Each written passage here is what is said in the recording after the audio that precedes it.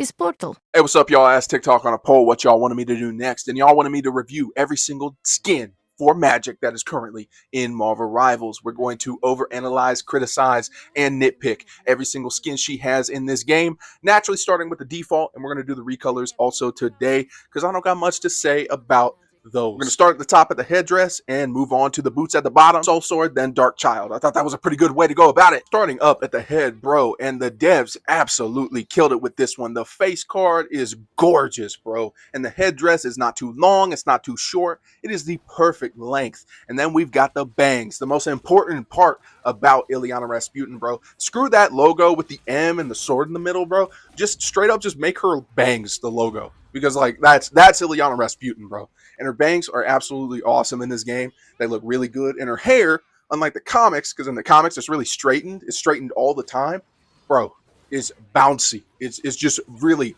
just voluptuous and bouncy hair, bro. Every single woman in this game got just like bouncy, voluptuous ass hair, bro. Like all the women's hair in this game like could bounce on it with no hand. Children, cover your ear. And the face card is not caked in makeup, bro. It is that cold Russian exterior with some eyeshadow, maybe a little bit of like damn, what's the things on your eyes called? Eyelashes. There we go. She got some eyelash shadow.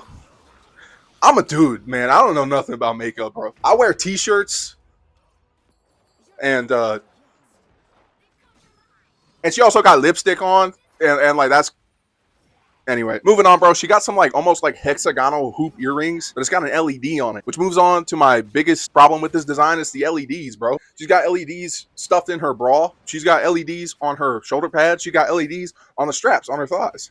And it's like, I don't know her lore in this game. I don't know if she's from 2099, but if she's not, it makes even less sense. So like, what are we doing? What are we doing here? Why does my Hellion from hell have LEDs all over her? I don't know. It just seems like overcomplication for the sake of just having another color break up the design. It's not like a massive issue, but it is my second biggest issue with this design. And I just realized I forgot to talk about her arms.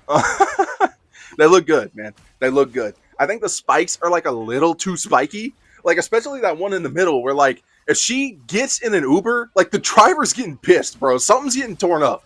Like it's so spiky. It's like a hazard to like everything around her. It's kind of crazy. I mean, like she can teleport anywhere on Earth, but like, I don't know. It wasn't a great example, but like, you know what I mean? And the shorts and the tights that are like torn up and stuff. My favorite aspects of this design are the torn up aspects, like at the bottom of the shirt and like the torn up part of the tights. Like it looks really good. It looks really good. I do really like aspects of the design that are callbacks to just her default in the comics. But then my biggest issue, these boots, bro. If you stare at these boots for too long, it's like looking at like a liminal space, dog. Like, dude, fuck a liminal space, bro. Looking at these shoes, it gives you like the same feeling as like seeing like a really fat like little white girl with like pierced ears in like Walmart. Like I don't know, maybe I've only had that feeling. But like, so if you look at these boots, the bottoms of the boots, they look like high top dad shoes, which lead into giant puffy 80 socks with like a piece of armor strapped to the front of it. But no, it's like all one piece. It's all one piece. Like the thing is all one piece, but like it doesn't look that way. I am so confused whenever I look at this. Like I looked at the back of it for the sake of this video, and I noticed that it had this little thing at the top. I swear on my life, dude, I thought that was like a tennis shoe loop that's on the back of tennis shoes. I almost shit my whole ass, dog. These shoes are whack. Like, they are not the iconic Ilyana stompers that they should be.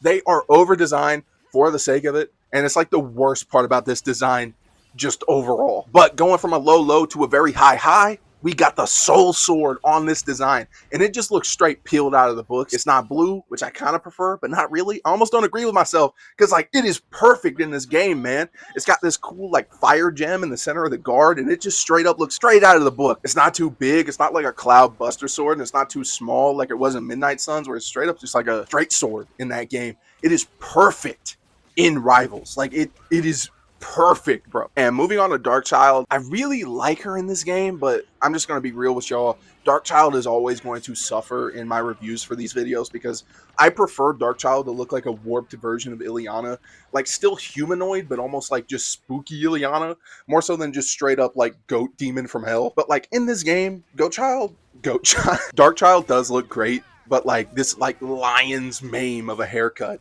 is like pretty crazy, and like the horns and stuff. And she's got like a borderline completely different outfit on, which I'm not sure how I feel about that, because I don't want the devs to limit their creativity whenever it comes to like making designs. At the end of the day, if they've got an idea for Darkchild, then it shouldn't limit the two. But the continuity is off there. But I'm not going to stretch to care. I'm really just like not a harsh critic. And for what it's worth, the LEDs that carry over from the main design look pretty good in Darkchild. Like this cool like armor brace that glows red looks really, really sick. And overall, the clothes that she's wearing is pretty cool. And Soul Sword with this Darkchild, like it's straight up just like a giant table with a handle on it from hell. It's pretty cool. I don't have much to say about Darkchild, and I'm not gonna like rate her like on a separate rating than the main skin. Actually, I guess I might. One time I ate 2 donuts and I felt sick.